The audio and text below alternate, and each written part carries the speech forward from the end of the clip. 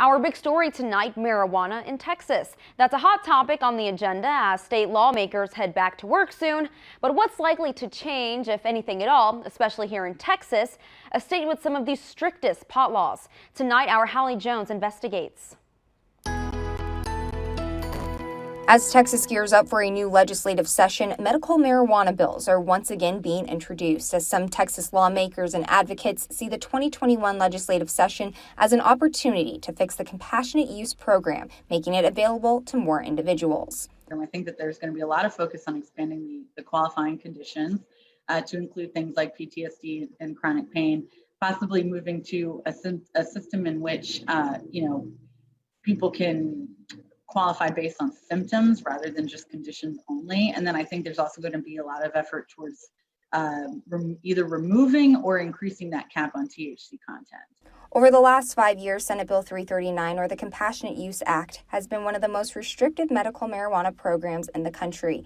In 2015, Texas's list of qualifying conditions only included intractable epilepsy. In the last legislative session in 2019, terminal cancer, multiple sclerosis, Parkinson's disease, and ALS were included. But it leaves off conditions that a lot of other states do include, things like post-traumatic stress disorder and also chronic pain, which we know a lot of people suffer from and for which cannabis can provide relief.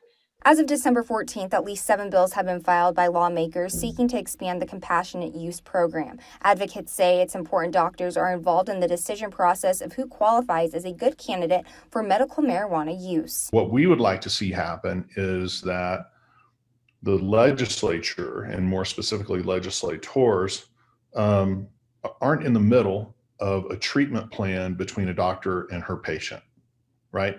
Let the doctor do what the doctor is trained to do, which is treat patients. Jack Finkel, executive director of Texas NORML, says expanding the program will change people's lives who are living with unrecognizable disease here in the state of Texas. What we hear from a lot of patients and caregivers is that the person taking cannabis went from being, incapacitated, if you will, by some of these pharmaceuticals where they're not even really present at the dinner table, to where they're able to really be with their family, to parent more effectively, to be more participatory. Advocates say expanding the compassionate use program would also help revive the state's economy from the coronavirus pandemic by providing roughly 40,000 jobs.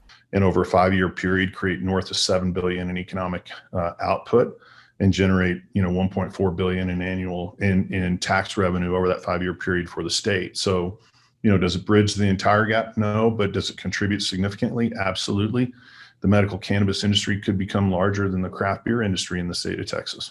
Reporting in Bryan, Hallie Jones, 25 News.